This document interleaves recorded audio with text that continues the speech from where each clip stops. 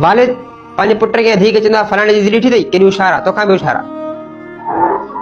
पंहिंजे पुट खे चवंदो ॾिस फलाणे जो पुट केॾो थो कमाए, तोखे एतिरो बि अकुल न आहे। इहा चिटा भेटी आहे। ठीकु आहे, इन्हनि शयुनि खां पासो करे जेकॾहिं असांजो वालिद ऐं वालिदेन वॾा इहे चवनि त तूं जेको बहितर करे सघीं थो पंहिंजे नए अंदाज़ सां, नवां नित रस्तनि सां, सुठनि ऐं बहितर तरीक़नि सां, नवाण सां निर्वाण थी सघीं थो त तूं कर।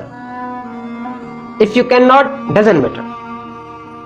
ठीकु आहे, जेकॾहिं मुंहिंजो वालिद साहिबु मूंखे चए थो त सदा हुसैन अब्बासी हिकु सुठो वकील थिए, पर मुंहिंजी ख़्वाहिश आहे डॉक्टर थियण जी, पर आउं वकालत जे पोयां सॼो ॾींहुं पियो लॻां, पर जंहिं वकालत कोन थी सघी, मोटी आहे त वकालत कोन थी सघी, त अबो चवंदो फलाणे जो पुटु ॾिठो ई हुनखे अबे चयो त जज थी आयो, तोखां छो कोन थी सघियो।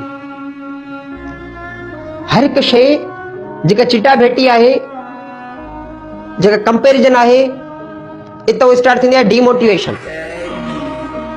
भई इतां ई इंसान जी अकुल जी इर्तिका जो जनम थींदो आहे, सोच जो जनम थींदो आहे।